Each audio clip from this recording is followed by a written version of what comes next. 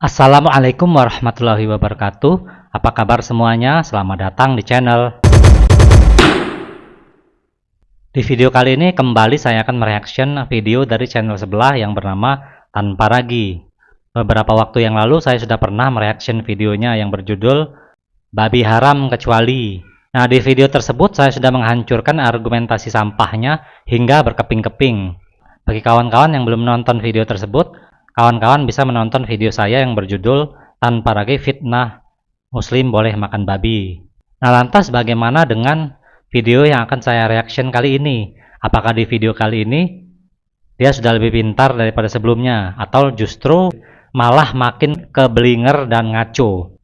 Nah, untuk itu ada baiknya kita simak dahulu cuplikan videonya berikut ini. Kenapa Tuhan kamu menampakkan diri dengan rupa sebatang pohon? Kamu ngarang Tanpa Ragi. Tuhan saya tidak pernah menampakkan diri dengan rupa sebatang pohon. Coba kamu baca Al-Quran surah 22 ayat 29-33, Dul. Maka ketika Musa telah menyelesaikan waktu yang ditentukan itu, dia berangkat dengan keluarganya. Dia melihat api di lereng gunung. Dia berkata kepada keluarganya, "Tunggulah dalam kurung di sini. Sesungguhnya aku melihat api. Mudah-mudahan aku dapat membawa suatu berita kepadamu dari dalam kurung tempat api itu, atau dalam kurung membawa sepercik api, agar kamu dapat menghangatkan badan." Ya, silakan dilanjut, Dul. Maka ketika dia dalam kurung Musa sampai ke dalam kurung tempat api itu, dia berseru dari dalam kurung pinggir sebelah kanan lembah, dari sebatang pohon di sebidang tanah yang diberkahi, "Wahai Musa, sungguh aku adalah Allah, Tuhan seluruh alam. Dan lemparkanlah tongkatmu."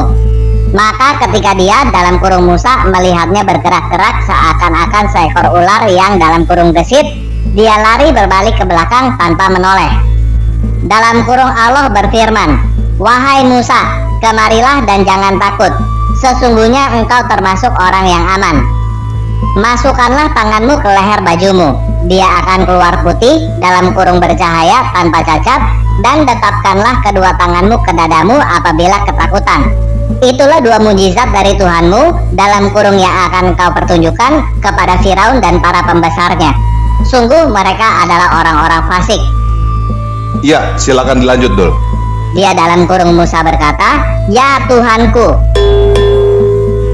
sungguh aku telah membunuh seseorang dari golongan mereka, sehingga aku takut mereka akan membunuhku." Di situ diceritakan ada sebatang pohon yang mengaku kepada Musa sebagai Allah. "Wahai Musa, sungguh aku adalah Allah, Tuhan seluruh alam." Dan Musa menjawab, "Ya Tuhanku." Jadi, menurut Quran, Musa ngobrol dengan sebatang pohon dan menganggap pohon itu adalah Tuhannya. Nah, barusan kita sudah menyimak bersama-sama bagaimana Tanpa Ragi ini mencopot surah Al-Qasas ayat 29-33. Kemudian ia tafsirkan dengan pemikirannya yang picik dan penalarannya yang licik, sehingga menghasilkan asumsi bahwa Allah Subhanahu wa Ta'ala itu menyerupai makhluk, yaitu sebatang pohon yang berbicara kepada Musa. Lalu Musa pun menganggap pohon tersebut sebagai Tuhannya.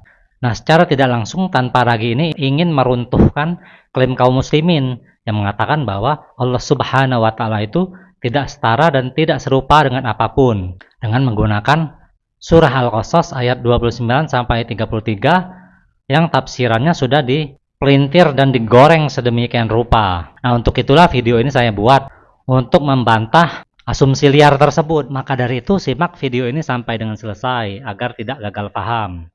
Terutama buat inti Tanpa Ragi. Ini kuliah gratis sekaligus nutrisi buat otak ente, karena kelihatannya otak ente kurang nutrisi. Paham? Jadi Allah Subhanahu wa Ta'ala itu tidak pernah inkarnasi menjadi sebatang pohon untuk berbicara kepada Musa. Akan tetapi Allah Subhanahu wa Ta'ala memakai sebatang pohon sebagai media untuk berbicara kepada Musa. Nah, jadi kata menjadi dan kata memakai ini adalah dua kata yang maknanya sangatlah jauh berbeda. Maka apabila kita salah menempatkan kedua kata tersebut, maka yang terjadi kita pun akan salah di dalam menginterpretasikan kalimatnya. Jelas ya? Sebagai contoh, seseorang memakai handphone sebagai media untuk dapat berbicara kepada orang lain. Jadi seseorang tersebut tidak menjadi handphone untuk berbicara pada orang lain. Jadi kalau ada yang beranggapan bahwa seseorang tersebut menjadi handphone tersebut untuk berbicara kepada orang lain, ini adalah suatu kedunguan ya. Jadi seseorang tersebut memakai handphone sebagai media untuk berbicara kepada orang lain, bukan menjadi handphone. Paham? Nah, ketika seseorang tersebut menyapa kepada orang lain yang dituju, misalnya Anda ya, tanpa ragi. Seseorang menyapa Anda lewat HP tersebut. Misalkan dia mengatakan, "Selamat pagi, Pak," tanpa ragi. Maka otomatis Anda pun akan menjawab, "Selamat pagi, Pak." Nah, apakah ente menganggap bahwa handphone tersebut sama dengan seseorang yang menyapa Anda tersebut? Tentu tidak, bukan? Tidak seperti itu konsepnya. Nah, begitupun dengan Musa alaihissalam. Ketika Allah Subhanahu wa taala menyatakan bahwa dirinya adalah Tuhanmu, maka Musa pun otomatis menjawab, "Ya Tuhanku." Namun bukan berarti beliau menganggap pohon tersebut sebagai Tuhan tersebut.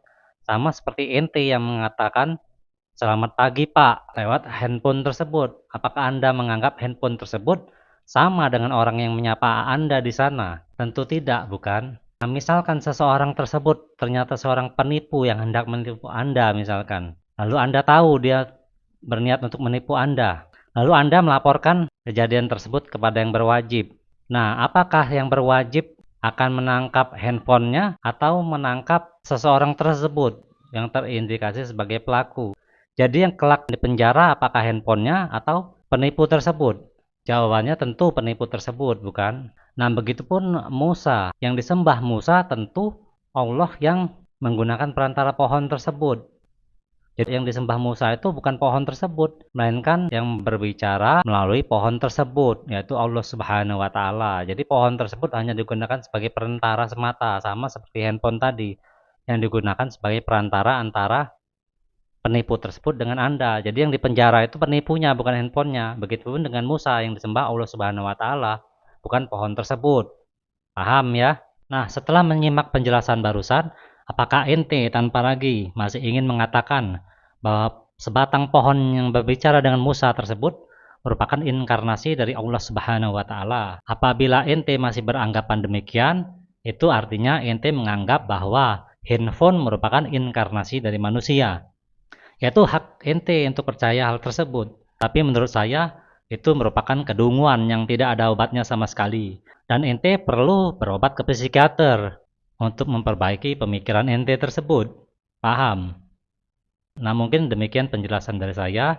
Mudah-mudahan bermanfaat. Mohon maaf bila ada kesalahan kata. Terima kasih sudah menyimak video ini sampai dengan selesai. Jangan lupa subscribe, like, and comment di bawah ini. Kita bertemu kembali di video-video saya selanjutnya. Wassalamualaikum warahmatullahi wabarakatuh.